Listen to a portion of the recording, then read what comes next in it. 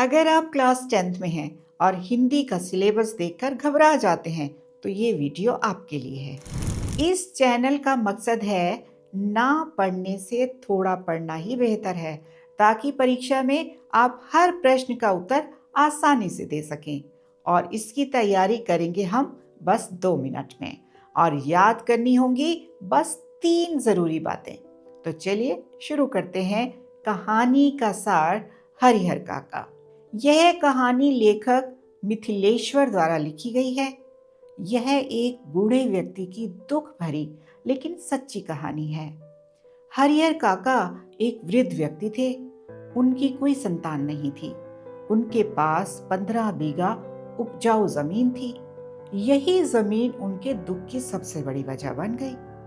हरिहर काका अपने भाइयों के साथ रहते थे। बाहर से सब ठीक लगता था, लेकिन उनके भाई असल में उनकी जमीन चाहते थे। दूसरी ओर गांव की ठाकुरबाड़ी यानी कि गांव का मंदिर, वहां के महंत काका की जमीन पर नजर लगाए बैठे थे। वे काका से कहते थे, जमीन ठाकुरबाड़ी के नाम कर दो, तुम्हें स्वर्ग मिलेगा। इस तरह एक तरफ भाई और दूसरी तरफ महंत दोनों हरिहर काका को अपने अपने स्वार्थ के लिए दबाव डालते थे। धीरे धीरे भाइयों और महंतों का असली चेहरा सामने आ गया। उन्होंने हरिहर काका को मार पीट कर डराया, बंधक बनाया और धोखा दिया। अब काका का परिवार और धर्म दोनों से भरोसा टूट गया। दुखी होकर हरिहर काका लेखक से अपना दर्द बताते हैं। वे पुलिस के पास भी जाते हैं, लेकिन वहां भी लालच और बेईमानी होती है। अंत में हरिहर काका अकेले रह जाते हैं। वे चुप हो जाते हैं, बस खुली आंखों से आसमान देखते रहते हैं। उनकी जिंदगी खामोशी से लिपट जाती है। अब जानते हैं कि इस कहानी का संदेश क्या है।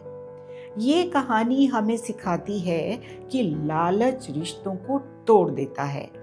पैसा इंसान को निर्दयी बना सकता है। धर्म का गलत इस्तेमाल भी हो सकता है और इंसान अपने ही घर में पराया बन सकता है। इसलिए हर इंसान को भावुक होकर नहीं, बल्कि प्रैक्टिकल होकर जीना चाहिए। किसी पर इतना विश्वास मत करो कि वो आपका जीना ही मुश्किल कर दे।